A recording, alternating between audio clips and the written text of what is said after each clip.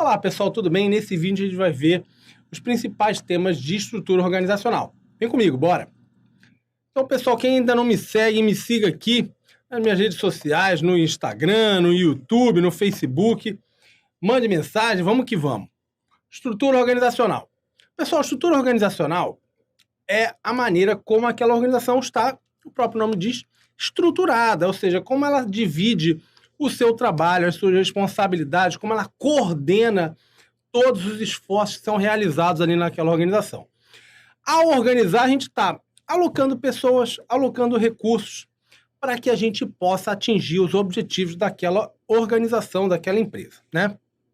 Então, basicamente, a gente vai definir quem vai fazer cada tarefa, quem vai mandar em quem vai estar em cada setor, o que cada setor vai fazer e por aí vai, tá? Então, basicamente, a estrutura é o conjunto de responsabilidades, de autoridades, de comunicações e decisões de uma empresa. Então, vamos lá. A definição de organizar é a distribuição dos recursos organizacionais para alcançar os objetivos estratégicos. Então, tem muito a ver com alocação desses recursos. Vamos lá. Primeiro tema importante quando a gente fala de estrutura é a divisão do trabalho. Divisão do trabalho, pessoal, é basicamente você quebrar aquele trabalho em pequenas partes. Vem para mim aqui. Muito comum, a organização normalmente tem processos imensos, tem vários tipos de trabalho, nenhum daqueles empregados ali vai conseguir fazer tudo sozinho. Antigamente a gente tinha aquela produção manual, artesanal, né? Então o cara sabia fazer, por exemplo, violão. Então o cara sabia fazer tudo. Pegava desde a madeira bruta, cortava, encerava, polia e por aí vai, até entregar aquele violãozinho prontinho lá para o cliente. Hoje em dia isso não existe mais. A gente tem o que a gente chama de especialização, ou seja, cada pessoa sabe fazer uma pequena parte daquele trabalho todo ali, seja construir um carro ou seja lá o que você imagina. Hoje em dia são um somatório de atividades, de tarefas e demanda pessoas com especialidades diferentes. Então, esse conceito de especialização está ligado muito a essa divisão do trabalho. Ou seja, você tem um cara que é especialista, por exemplo, em pintura, o outro em montagem, o outro em compras, o outro em distribuição, ou seja, cada pessoa tem uma especialidade distinta e faz uma parte ali do todo, do trabalho todo necessário. Então, volta para cá. Esse é um conceito da divisão do trabalho, tá? Então, nada mais é do que você dividir as tarefas em vários departamentos, entre várias pessoas de uma organização. Naturalmente, com essa divisão, as pessoas podem focar em algumas partes só e ficar bom naquilo ali, né? Trabalhar aquilo ali melhor, entender melhor aquela parte ali do trabalho. Naturalmente, um especialista naquele tema tende a ser mais eficiente do que alguém que seja generalista e faça tudo. Por isso a gente diz que a divisão do trabalho, normalmente gera mais eficiência, porque aquele trabalhador ele passa a focar em uma parte pequena ali do trabalho. Mas isso também tem um problema, que é fazer com que o trabalho fique maçante, fique chato. Se o foco do trabalho é muito pequeno, a motivação pode cair. É aquela história, vem para mim aqui. Por que a divisão do trabalho é algo importante? Porque é muito mais fácil você treinar aquele funcionário em fazer uma pequena parte do trabalho. Então você imagina, eu sempre dou o exemplo da bicicleta. Você tem uma bicicleta ali, seria difícil eu virar para você e ensinar você a fazer uma bicicleta do zero. Ou seja, você cortar o ferro, montar a roda, ou seja, aprender todas as tarefas que são necessárias para você pegar uma bicicleta do zero e transformar numa bicicleta. Mas se eu te ensinar só uma pequena parte, fica muito mais fácil. Então vamos imaginar que você vai ser só o pintor da bicicleta. Só que isso, ou seja, vai te gerar mais eficiência, é o que a gente vê na linha de montagem, por exemplo, cada pessoa faz uma pequena parte ali do trabalho, ele aprende rápido aquilo ali, fica eficiente naquela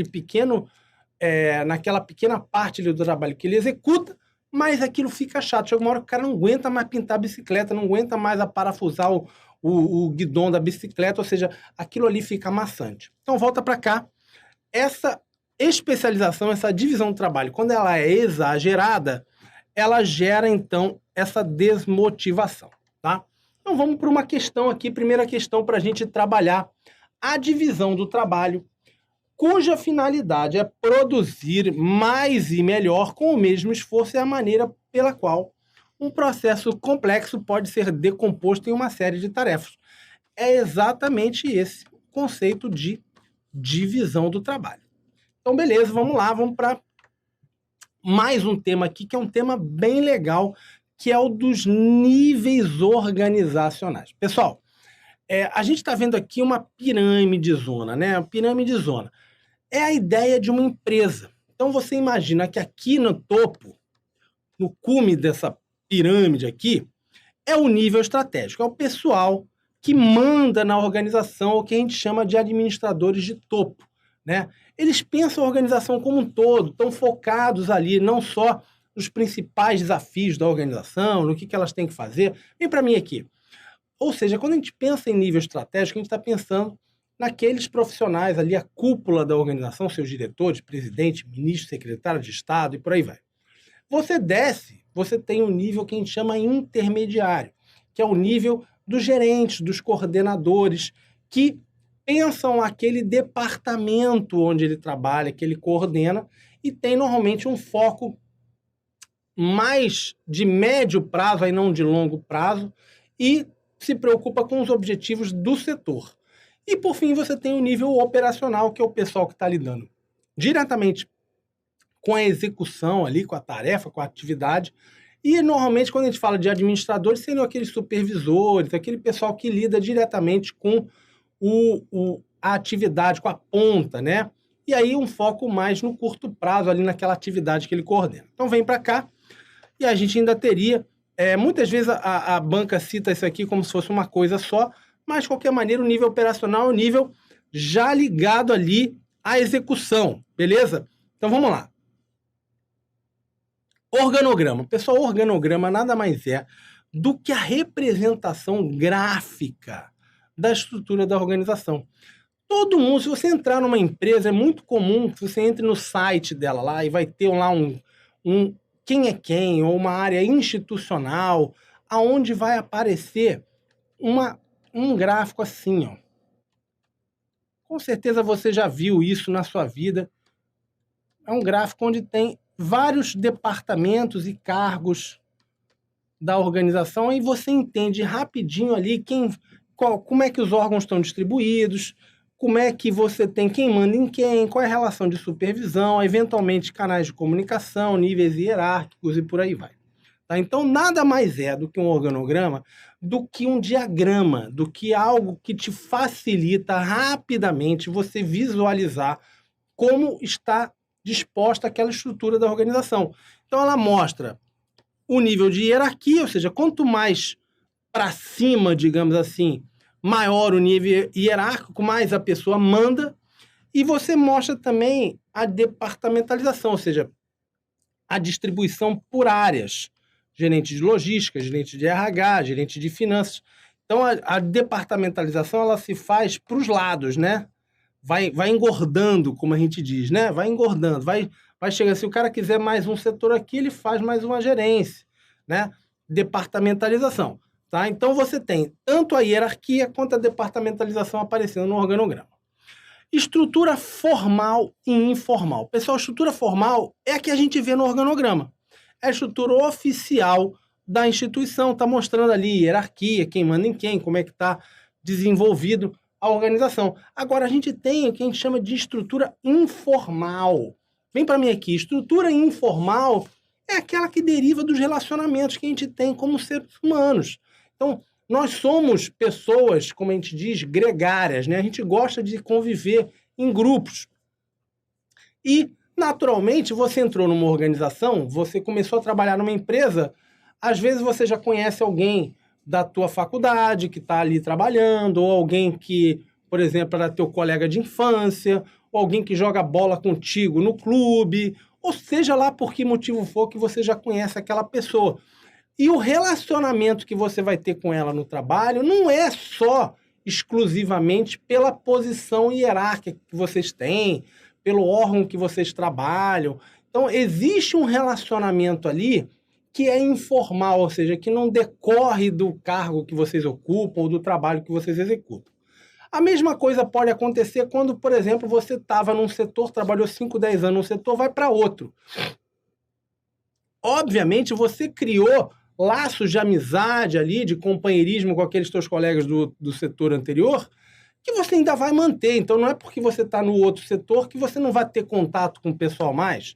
Ou seja, existe toda uma relação informal das pessoas dentro da organização que não decorrem do que seria a situação oficial da organização. Ou seja, você se relacionar com a pessoa porque você necessita do trabalho dela ou porque ele é o seu chefe, por aí vai, tá? Então, vamos lá. Essa estrutura informal e a pegadinha é o seguinte, é normal a banca virar e falar o seguinte, que a estrutura informal ela pode ser eliminada, que ela deve ser eliminada. Isso tudo é balela, não caia nessa. Ou seja, a diferença é que a estrutura informal não está no organograma, você não vê ela no organograma. Você não sabe, olhando pelo organograma, que o coordenador da área estudou no colégio do cara lá, do supervisor do outro setor. Você não sabe disso, tá? Mas essas relações existem. Belezinha? Então vamos lá. Cadeia de comando. Cadeia de comando manda o seguinte... mostra quem manda em quem, ou seja, quais são as linhas de autoridade, desde a cúpula da empresa, do presidente, até o pebinha lá embaixo, ou seja, mostra exatamente essas linhas de autoridade, desde a cúpula até o nível mais baixo, tá? É uma linha contínua que vai ligar todos os membros da organização e mostra quem se subordina a quem e está baseado no princípio da unidade de comando e do princípio escalar. Então vamos lá, basicamente é isso, né, gente? Você tem o gerente de cobrança, a ideia é o seguinte, esse cara se reporta ao diretor financeiro, que se reporta ao presidente da organização, tá? A unidade de comando é um princípio antigo da administração que diz o seguinte, que cada subordinado tem apenas um chefe. Por que eu estou falando que ele é tradicional? Porque hoje em dia, várias estruturas, que daqui a pouco a gente vai ver na nossa aula, não utilizam mais essa unidade de comando. Ou seja, principalmente a estrutura matricial, ela tem algumas situações onde aquele mesmo subordinado, ele pode se reportar a 2 ou mais chefes diferentes. Ou seja, ele não se reporta a uma pessoa só, que seria o caso da unidade de comando, tá? Vamos ver uma questãozinha aqui para a gente começar a ver como isso pode ser cobrado. No departamento em que Vitor trabalha, ele exerce o cargo de auxiliar administrativo. Acima dele é um supervisor de atividades que se chama Pedro. Pedro segue ordens de Alberto, gerente do setor. Acima de Alberto está Vinícius, diretor da área. Pode-se afirmar que essa é a descrição de uma... Pessoal, essa é uma descrição de cadeia de comando. Não é divisão do trabalho, não é unidade de direção, não é uma ordem, não é uma equipe de alta performance. É o caso de cadeia de comando que você está mostrando exatamente. O fulano se reporta para esse, que se reporta para aquele, e por aí vai, tá? Vamos lá falar sobre amplitude de controle, que é um tema bastante cobrado e que é tranquilo de você matar. Pessoal, basicamente, olha para mim aqui, amplitude de controle, ele mostra exatamente, olha, quantos subordinados em média, olha aqui, eu estou controlando, estou olhando para baixo, né? Quanto maior é o número de subordinados que eu coordeno, maior a amplitude. Essa é a ideia. Então, amplitude de controle é o seguinte, se eu mando em 2, 3 pessoas, eu tenho uma amplitude de controle estreita. Se eu mando em 300, eu tenho uma amplitude grande. É isso, tá? Então, olha para mim aqui. Basicamente, quando a gente fala de amplitude de controle, a gente está falando do número de funcionários que aquele chefe controla. Quanto maior esse número, maior a amplitude de controle, tá? É isso. A ideia é o quê? Que estruturas agudas, ou seja, que tenham uma amplitude pequena, ela tem um custo maior, mas as pessoas têm maior atenção do chefe. É natural, se eu só tenho 3 pessoas ali que trabalham comigo, eu tenho mais tempo para dar atenção para cada um. E menor autonomia, porque eu estou mais em cima do trabalho. Se eu tenho 400 pessoas, eu não consigo estar dando muita atenção para 400 pessoas, concorda? Então, uma estrutura achatada é exatamente essa, que tem mais pessoas por subordinado, ou seja, tem aqui 4 para cada diretor, né?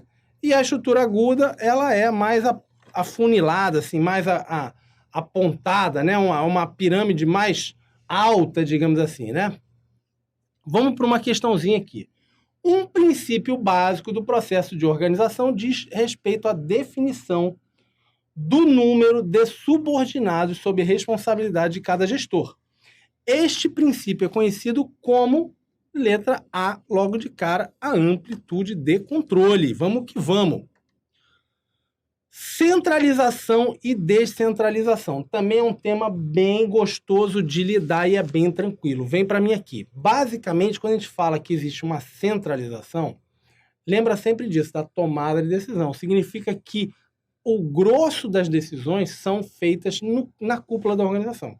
Então, existe uma centralização, significa que boa parte das decisões são tomadas pelo pessoal que está ali na cúpula da organização. Quando a gente fala que tem descentralização, é porque o grosso das decisões são tomadas na base, na ponta. Tá? É descentralizado, você dá a corda para o povo decidir lá embaixo. Tá? Então, vem para cá.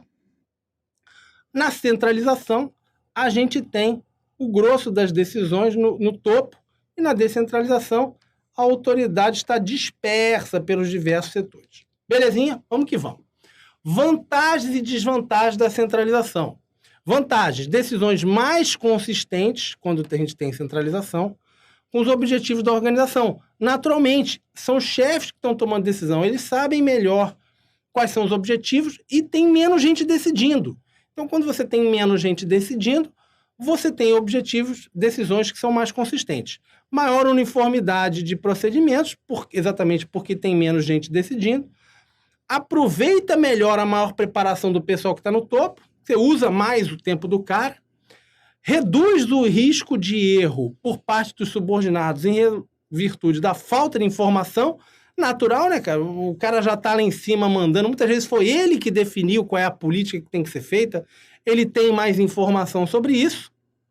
E maior facilidade na avaliação e no controle do desempenho da organização. Belezinha? Vamos lá. Desvantagens. Decisões distanciadas dos fatos locais. O cara está lá em cima. Como a gente diz às vezes, né? Pô, o cara lá em Brasília, aí tem que decidir sobre a tarifa de táxi no Paraná. O cara não sabe nem o que está acontecendo no Paraná. Ou seja, é uma situação onde você tem um problema do cara que toma a decisão distanciado do que está acontecendo. Está longe, não sabe às vezes do que está acontecendo. Administradores têm pouco contato com as pessoas e situações envolvidas, é o que a gente também mencionou. Não tem contato ali com as pessoas que trabalham especificamente no trabalho, ele naquela problemática.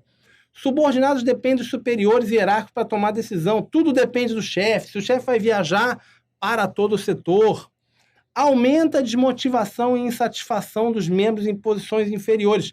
É aquela história, né? Se você não tem autonomia nenhuma, você acaba ficando desmotivado. Tudo tem que passar pelo chefe, gera aquela paralisia, né? Desestimula a criatividade e inovação e maior demora na implementação das decisões e maior custo operacional. Já a descentralização também tem suas vantagens e desvantagens. Vantagem: maior agilidade, maior rapidez e flexibilidade na tomada de decisão. Aquele cara que está lidando diretamente com o problema, ele tem uma vantagem porque ele pode tomar decisão rápido, né? As decisões são mais adaptadas às condições locais, porque o cara está envolvido ali com o problema. Maior interesse e motivação por parte dos subordinados, a gente já falou na situação anterior, né? Maior disponibilidade do tempo dos administradores do topo para outras coisas, ou seja, já que ele não está envolvido ali naquela decisão do dia a dia, ele tem mais tempo ali no topo da organização para pensar a organização, tomar decisões mais estratégicas e por aí vai. Promove gerentes autônomos, motivados e responsáveis pelo seu desempenho. maior facilidade na avaliação e controle do desempenho de unidades e gerentes. Agora, quais são os problemas, né, pessoal? Como aqui tem dezenas, às vezes centenas, milhares de pessoas decidindo, você perde a uniformidade nas decisões. O cara que toma a decisão com o mesmo problema no Ceará, às vezes o cara do Rio Grande do Sul vai tomar outro tipo de decisão. Então você tem esse problema que você tem pessoas diferentes tomando decisões diferentes para problemas que são iguais. Tendência para o desperdício e duplicação de recursos, canais de comunicação mais dispersos pela organização, maior dificuldade de localizar os responsáveis, porque tem, às vezes, dezenas, centenas de pessoas. Não aproveita direito esses especialistas que, às vezes, estão no topo. E dificuldade de controle e avaliação do desempenho da organização. Então, vamos lá falar sobre descentralização e, principalmente, o que a gente fala de delegação. Ou seja, quando a gente fala de descentralização, significa que alguém lá no topo passou o direito, a autoridade para aquela pessoa lá embaixo tomar a decisão. Só que isso é o que a gente chama, em geral, de delegação, que envolve a autoridade para o cara tomar a decisão e a responsabilidade para ele do que ele fez. Ou seja, já que você deu autoridade para o cara tomar a decisão, ele também tem que ser responsabilizado se acontecer alguma coisa, porque não dá para você só dar autoridade e não dar responsabilidade. E também você não tem como responsabilizar alguém que só tem, sem a pessoa ter autoridade, né? Então, a autoridade é o direito do cara tomar a decisão e a responsabilidade é a obrigação dele de cumprir as tarefas e atividades. Vamos lá. Questãozinha também do CAPES aqui. O procedimento de descentralização está associado ao repasse de atribuições e responsabilidades ao setor subordinado. Tá certo. Ou seja, não só a responsabilidade, mas também a autoridade ali. Vamos lá, questão certa. Ou mais uma aqui. Em um órgão público, as decisões são concentradas nos níveis mais altos da hierarquia. A direção do órgão gostaria de promover a descentralização das decisões como forma de incentivar a autonomia e a responsabilização dos gerentes. No entanto, a centralização das decisões apresenta vantagens em relação à descentralização, tais como... Pessoal, quais são as vantagens aqui? Torna o processo decisório mais ágil? Não. Estimula a aprendizagem dos gerentes médios? Não. Gera decisões mais consistentes com os objetivos globais? Agora sim, a gente está falando da centralização, né? O gabarito é a letra C. Vamos lá. Linha e staff. Pessoal, esse é um conceito bastante utilizado, bastante cobrado, que ele fala basicamente o seguinte: quais são as posições de linha que normalmente são relacionadas com as atividades fins do órgão ou da empresa, e a posição de apoio, de suporte, normalmente ligadas ali a uma consultoria interna, alguém que está ajudando ali, principalmente com as atividades meio, com um papel mais consultivo. Quando a gente está falando de linha, normalmente é aquele gerente que está ligado diretamente à atividade fim da organização, e a área meio seria seriam as posições de staff. Staff sempre pensa suporte, apoio, tá? Então vamos lá. Questãozinha. Os órgãos de assessoria da organização em estrutura linha staff exercem autoridade de linha sobre os colaboradores dos demais setores, com o intuito de alcançar os objetivos organizacionais. O erro é o seguinte: os órgãos de assessoria, o que são os órgãos de assessoria? São os órgãos de staff.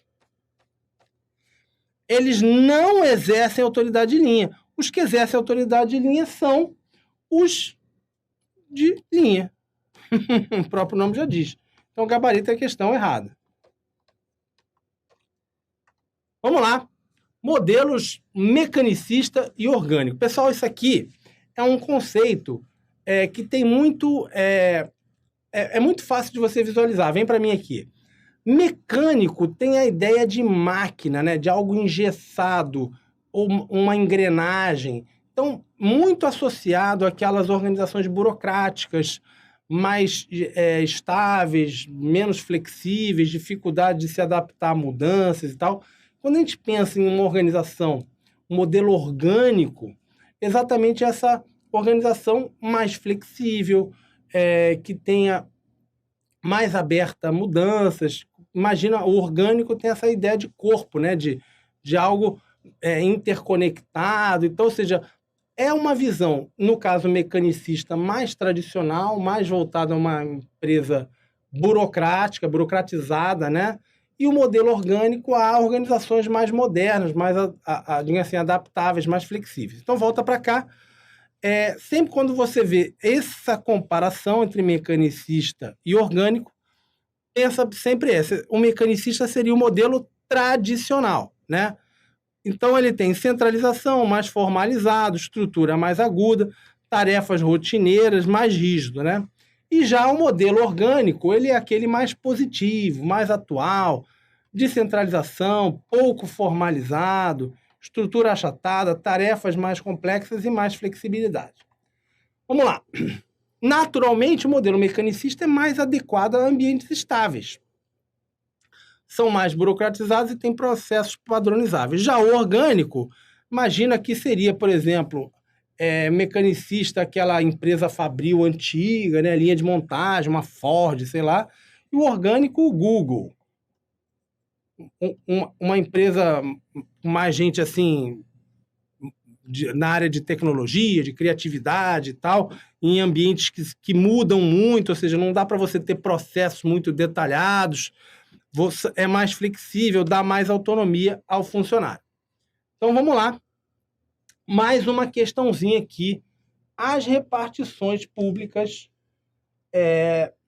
caracterizadas pela cultura mecanicista, típica de um funcionamento sempre igual e sujeitas a regras estritas. É a cultura adequada a condições instáveis e a ambientes com os quais a organização não tem familiaridade, nos quais a natureza cooperativa do conhecimento é mais importante do que a especialização. Pessoal, as repartições públicas são organizações caracterizadas pela cultura mecanicista. Até aí, beleza. Até aqui está certo.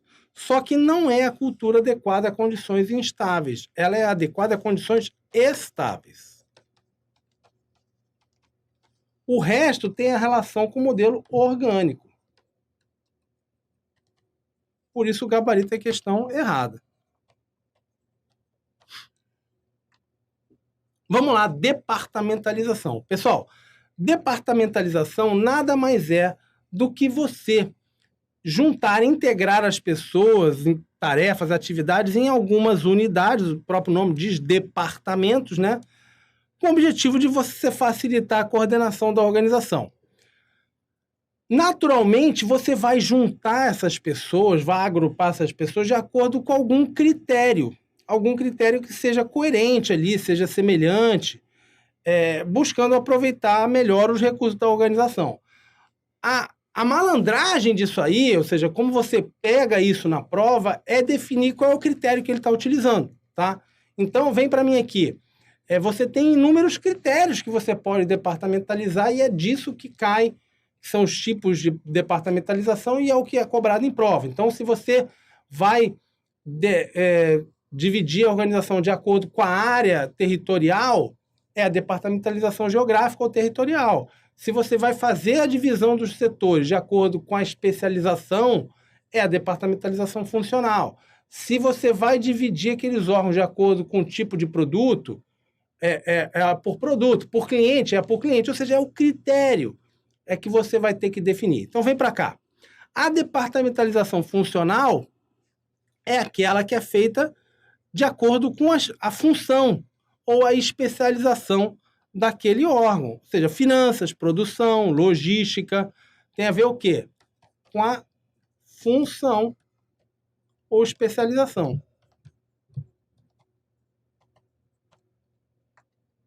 É a mais comum na administração, tanto privada quanto pública. Ou seja, é muito utilizada.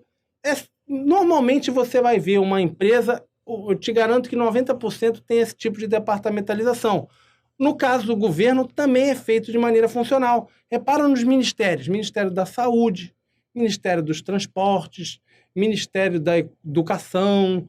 A gente está definindo de acordo com a especialização daquele órgão, tá? Então, beleza, é a mais utilizada e é, em geral, mais adequada a empresas menores, com ambientes estáveis, com poucos produtos e serviços que operem em uma região pequena. Vamos lá, vantagens. Você junta os especialistas num departamento só, melhorando a interação e o treinamento. Está todo mundo daquela mesma função trabalhando junto. É indicado por organizações em setores mais estáveis, permite uma melhor utilização das habilidades técnicas das pessoas. Desvantagem: falta de coordenação entre os departamentos. É a principal desvantagem desse tipo de departamentalização. Cada profissional fica só na sua caixinha ali. O pessoal de gestão de pessoas só convive com o pessoal de gestão de pessoas, o pessoal de finanças só convive com o pessoal de finanças e por aí vai. Dificuldade de se adaptar a mudanças, visão para dentro ou dentro da caixinha, como a gente diz, e os conflitos de interesse de objetivos entre as áreas ficam fortes. Departamentalização por produto ou por serviço, o próprio nome já diz, é você separar de acordo com o produto. Então, por exemplo, departamento de refrigerantes, de computadores, de serviços financeiros e por aí vai. Obviamente, ele é adequado quando esses produtos e serviços são bastante diferentes uns dos outros e demandam uma atenção especial, né? E o processo de gestão e inovação fica mais fácil porque cada departamento tem mais autonomia na gestão ali das suas linhas de produto e de serviço. Vantagens: melhora a coordenação entre os departamentos de cada divisão, maior capacidade de inovação e flexibilidade e fixa a responsabilidade dos departamentos pelo produto, a linha de produto ou serviço que cada um tenha. Desvantagem: os especialistas ficam dispersos e o treinamento e desenvolvimento fica em segundo plano. Risco de obsolescência técnica, de duplicação de recursos e esforços, não é indicada para empresas com poucos produtos e enfatiza a coordenação em detrimento da especialização, contraindicada para ambientes estáveis. Por cliente, obviamente o próprio nome já diz, o foco, o critério é o cliente e é adequado quando você tem clientes com necessidades muito específicas. Tá? Então, você tem aqui, por exemplo, grandes empresas, microempresas, pessoa física. Muito comum isso aqui em banco, né? Tem esse tipo, às vezes, de departamentalização. Vamos lá. Vantagens: foco no cliente, cria um clima de atendimento ao cliente de maior qualidade, maior conhecimento da clientela, das suas necessidades e desejos, e gera uma organização mais antenada ao meio externo, mais extrovertida. Já suas desvantagens é que as demais atividades da empresa podem ficar secundárias e acessórias em face ao foco ali no cliente. Pelas próprias razões anteriores, costuma ser utilizada apenas no nível operacional da organização. A geográfica é a mais fácil, né, de você visualizar. Quando você tem ali a divisão por área, América do Sul, América do Norte, Europa, ou no caso aqui do Brasil, departamento do Rio de Janeiro, de São Paulo, do Ceará, do Rio Grande do Sul e por aí vai, né? Você, naturalmente, ele é o ideal quando você tem as distâncias muito grandes ou quando as diferenças culturais são muito grandes também, aonde você teria uma gestão centralizada que seria bem difícil, né? Vantagens: encoraja o sucesso em territórios, fixa a responsabilidade pelo território e o desenho na organização pode acompanhar as variações regionais. Em compensação, a coordenação entre os departamentos fica em segundo plano, cria necessidade de maior investimento em recursos distribuídos pelos vários territórios, fica mais difícil o controle no nível mais elevado da organização e enfraquece a especialização, porque todo mundo fica disperso. Departamentalização por processos, também critério aí você juntar de acordo com os processos-chave que você tem, né? Você dividiria suas equipes de acordo com os processos principais que eles são demandados pelo seu negócio e, naturalmente, os funcionários encarregados de cada processo vão estar localizados nos setores responsáveis. Então, você teria aqui gerência de aquisição, gerência de estrutura, de acabamento e por aí vai. Vantagem: isso aqui preste atenção, pessoal, pode extrair máximo rendimento dos equipamentos da tecnologia, que passa a ser um ponto crítico para o negócio, As áreas se tornam mais interligadas, porque esses processos ficam integrados, focam nos clientes, e permite economia de escala. Esses dois pontos aqui são bastante cobrados. Desvantagem. Mudança tecnológica pode levar a elevados custos de mudança nos processos, ou seja, dificuldade de adaptação, bastante cobrado. E em ambientes que necessitem de produtos com mudanças frequentes, esse tipo de departamentalização deixa de ser indicável. Fique atento principalmente nesses dois tópicos aqui, que são pegadinhas comuns. Departamentalização por projetos. Aí vale a pena a gente revisar rapidinho aqui, vem para mim, quais são as principais características de um projeto. Um projeto é algo que tem tempo para acabar e que gera um produto exclusivo, único. Tá? Então, você tem temporário e gera um produto ou serviço único. Então, volta para cá. Quando a empresa realmente foca suas atenções em projetos, normalmente projetos de grande porte, né? Então, a gente tem aqui estaleiros navais, grandes empresas construtoras, por exemplo. Pode ser uma departamentalização que faça sentido, né? Então, naturalmente, é uma departamentalização temporária, porque o projeto tem tempo para acabar, mas é um tipo de departamentalização possível. Projeto A, projeto B, projeto C e por aí vai. Vantagens. Você tem esforços convergentes aos projetos, possibilidade de desenvolvimento dos produtos e soluções complexas. Desvantagem. O foco pode ficar muito operacional e essa temporalidade gera algumas angústias nos colaboradores, porque o cara não sabe aonde ele vai estar daqui a 1 ano, 2 anos. Ele tem que estar sempre ativo, né? Diga assim, tem que estar sempre focado qual vai ser o próximo projeto que ele vai ser alocado.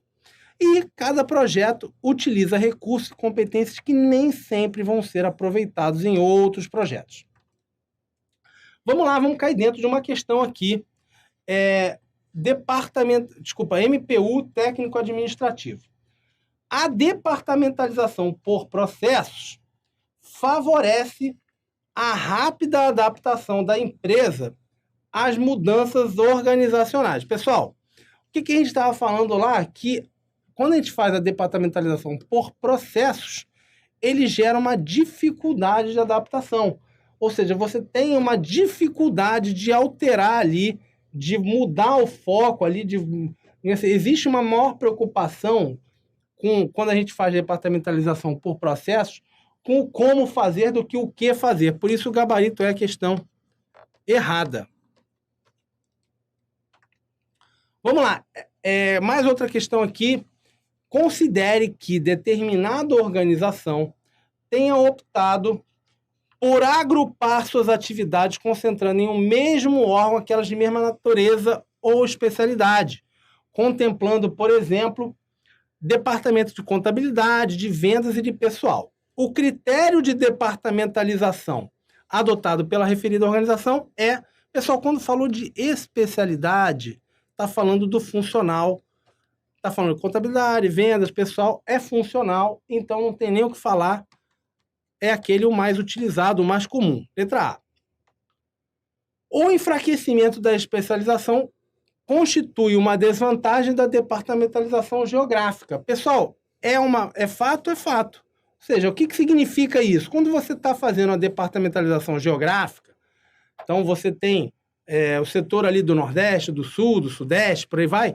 Você pega, por exemplo, aquele cara da área de finanças e manda um para lá, um para cá, outro para lá. E isso gera o que a gente chama de enfraquecimento da especialização, porque esses caras fica mais difícil eles serem treinados, eles se desenvolverem, porque eles não convivem juntos. Então, realmente dificulta essa especialização. O gabarito é a questão certa. Vamos agora falar sobre a diferença entre departamentalização e estruturas. Pessoal, isso aqui, vem para mim aqui. Antigamente eu nem fazia esse tipo de apontamento, mas é importante por quê? Porque não é um consenso nem na literatura e nem nas bancas. Muitas vezes as bancas confundem o que seria departamentalização e estrutura. Trata a departamentalização como se fosse estrutura ou vice-versa. Então, você só se preocupe com isso quando isso for cobrado especificamente.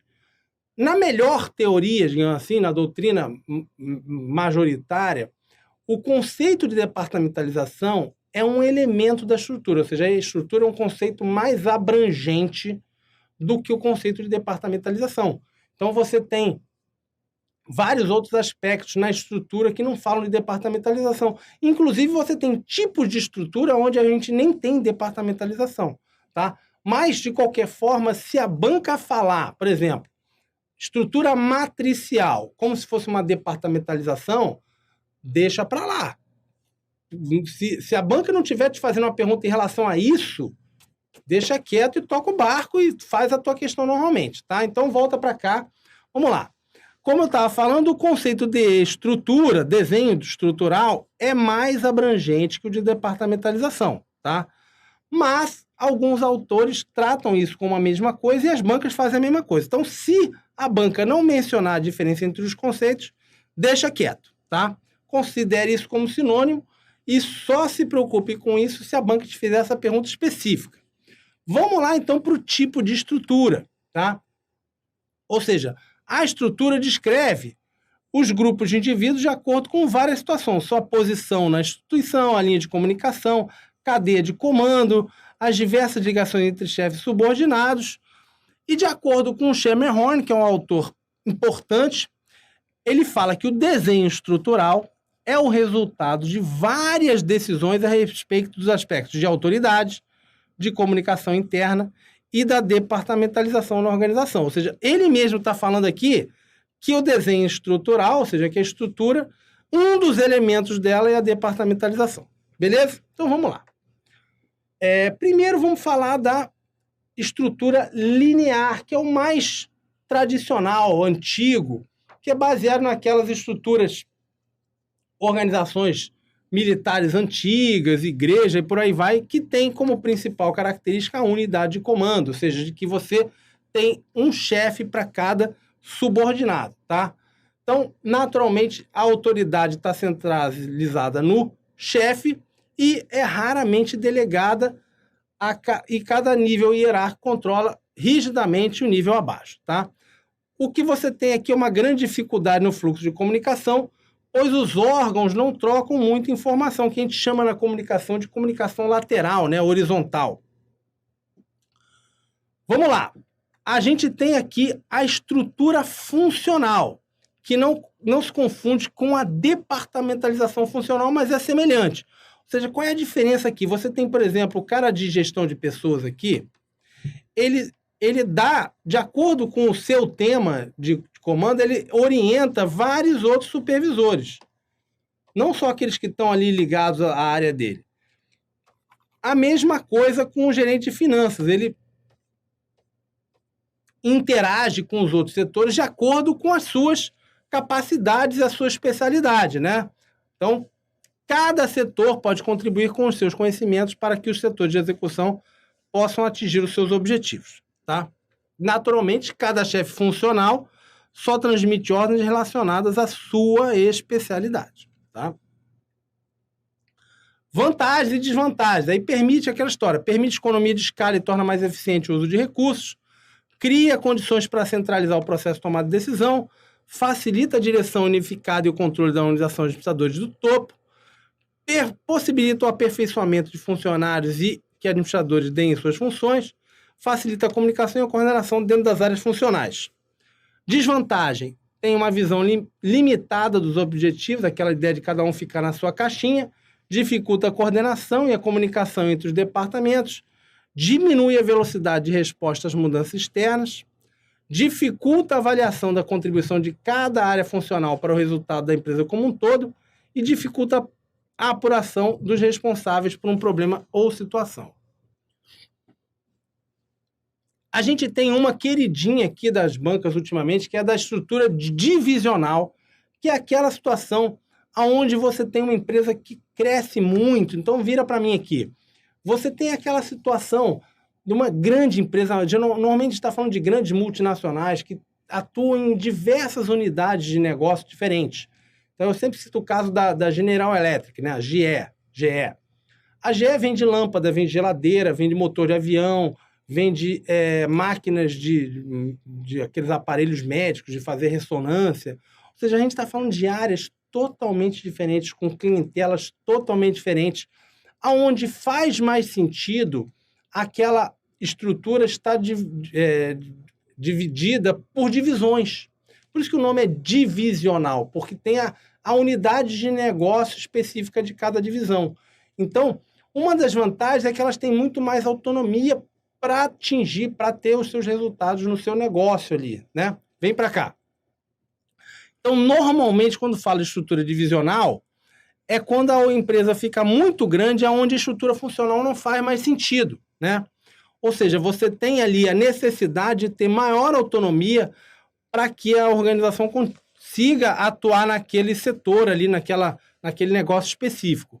E você vai ter, ou seja, a grande vantagem é que esse modelo, cada divisão funciona praticamente de maneira autônoma. Cada divisão, por exemplo, divisão de automóveis e de motos, vai ter seu próprio setor de finanças, vai ter seu próprio setor de marketing, de logística e por aí vai. Funciona quase como se fosse uma empresa em separado, mas, diga assim, tem sempre, elas se reportam para o mesmo chefe ali, para o mesmo conselho de administração, por exemplo, tá? A liberdade não é total, digamos assim, né? Então, você tem vantagens e desvantagens da estrutura divisional. Melhor distribuição dos riscos para a organização como um todo, uma vez que cada administrador da divisão é responsável por um produto mercado ao cliente. Maior adaptabilidade e capacidade de resposta por causa da relativa descentralização da tomada de decisão. Permite manter alto nível de desempenho com a ênfase ali no resultado, facilita a avaliação e o controle do desempenho de cada divisão e maior proximidade com o cliente, conhecimento das suas necessidades. Em compensação, quais são as desvantagens? Pode fazer com que os interesses da divisão se sobreponham aos interesses gerais da organização, multiplica os recursos, que você divide isso pelos negócios, né? Não reduz a tendência à burocratização no âmbito das divisões, pode estimular a concorrência entre as divisões e menor competência técnica, já que você espalha esse pessoal todo, né? Agora, a matricial, que é a principal, que é um modelo híbrido. Vem para mim aqui. Essa é muito cobrada em concurso e, basicamente, a gente está falando num somatório de dois tipos de estrutura. Um que seria a estrutura funcional ou divisional, que é permanente, e a estrutura por projetos. Então, quando a gente está falando de estrutura matricial, a gente está falando de uma estrutura híbrida, uma estrutura permanente com outra por projetos. E qual é a principal característica da estrutura matricial? Você precisa levar isso para a tua prova. É o que se chama de autoridade dual. Ou seja, a autoridade não tem mais a unidade de comando. Não tem mais aquela situação onde você só responde a um chefe.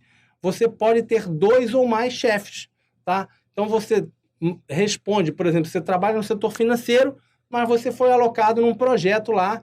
Além de fazer o teu trabalho normal no setor financeiro, você está envolvido no projeto. Isso faz com que você se relacione com pessoas de vários outros departamentos, várias outras coordenações. Então, você tem uma coordenação dos esforços e um aproveitamento desse profissional melhor. Show de bola. Mas, em compensação, pode gerar conflitos, que é o grande problema desse tipo de estrutura. É aquela velha situação, né? Você está ali, olha, o cara que é o gerente de projeto vira para você e fala, ó, Rodrigão, sexta-feira eu preciso que você de tarde faça um trabalho tal. Aí o teu gerente de linha ali, o gerente financeiro, fala, ó, Rodrigão, sexta-feira, hein, tô contando contigo naquele trabalho. Ou seja, quem é que você vai obedecer?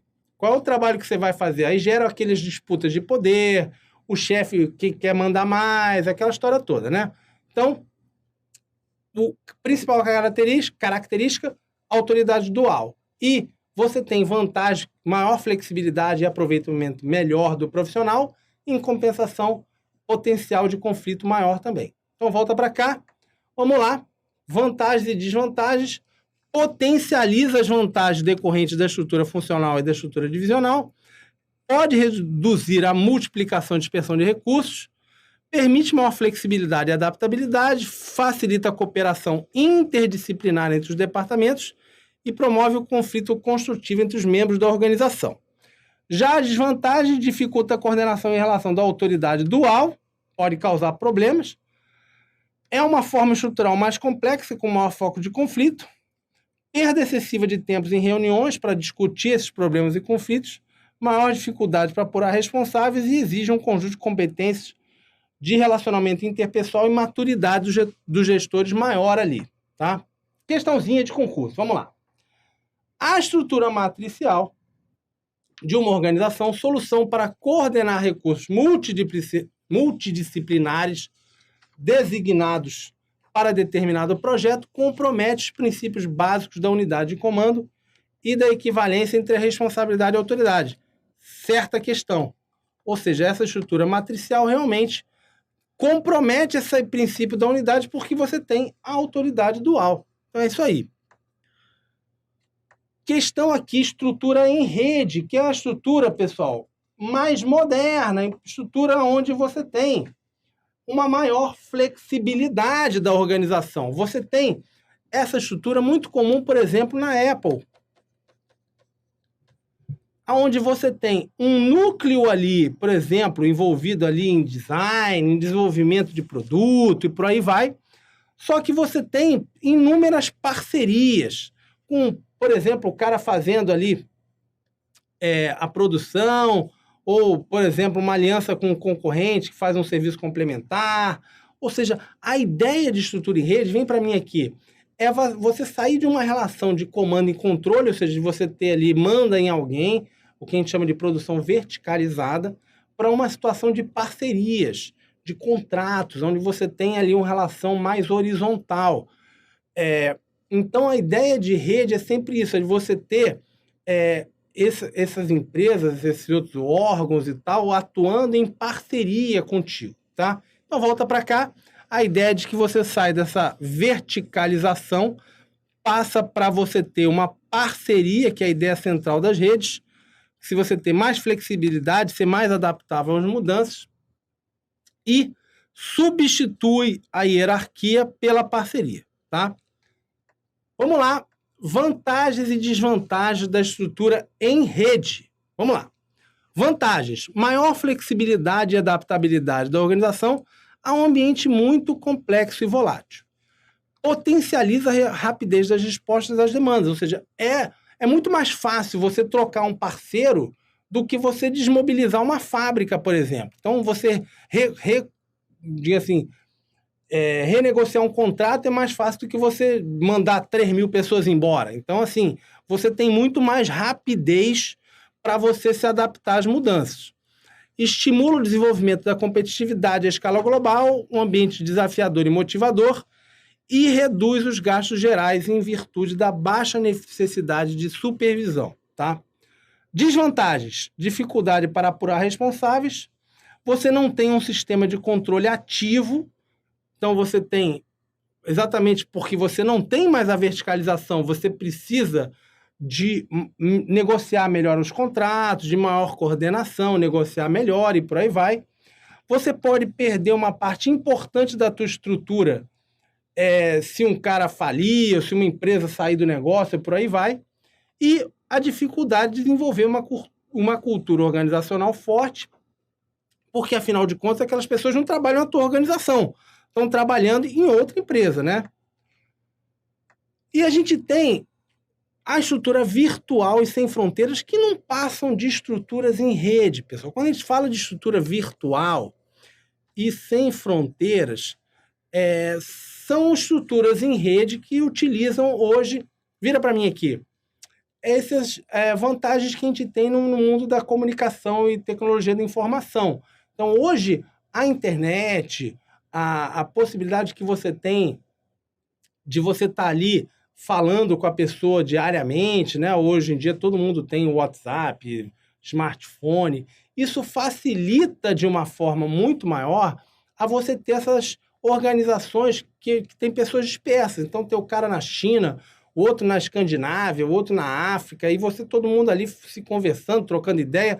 Às vezes você tem mais contato com o cara que está em outro país do que você tem no colega que trabalha no setor do lado da tua organização. Então, essas organizações criaram o que a gente chama de estrutura virtual, ou seja, que está todo mundo espalhado ou sem fronteiras, que às vezes a definição é muito difícil até de você visualizar o que é uma, o que é outra, né? Então vem para cá. A organização virtual é um tipo de estrutura em rede, onde você usa muito essas tecnologias para interligar essas pessoas sem que você tenha uma estrutura física para reunir esse pessoal, tá? Então, naturalmente, você usa essas ferramentas eletrônicas para você conseguir trabalhar. E a mesma coisa acontece com as Sem Fronteiras, né? Você tem ali uma organização em rede que não tem cadeia de comando, ou seja, aquela ideia de todo mundo trabalhar por parceria, né? Você tem coordena o trabalho através de diversos grupos e equipes que trabalham de forma autônoma, empoderada e que também necessita das tecnologias de informação para poder funcionar. Ok? Vamos lá, questãozinha, finalizar esse tópico aqui. A organização em rede tem sido um instrumento facilitador na formação de monopólios sobre tecnologias e meios de produção, assim como na exclusão de diversas empresas em diferentes mercados, sendo marcada pela individualidade das organizações. Pessoal, não tem nada a ver, porque a ideia da organização em rede é exatamente a ideia de pulverização, de multiplicidade dos atores, de parceria, e não de você excluir as empresas, diferentes mercados. O conceito não é por aí, né? O gabarito é mesmo questão errada. É isso aí, volta para mim aqui. Eu espero que você tenha curtido. Até a próxima, um grande abraço.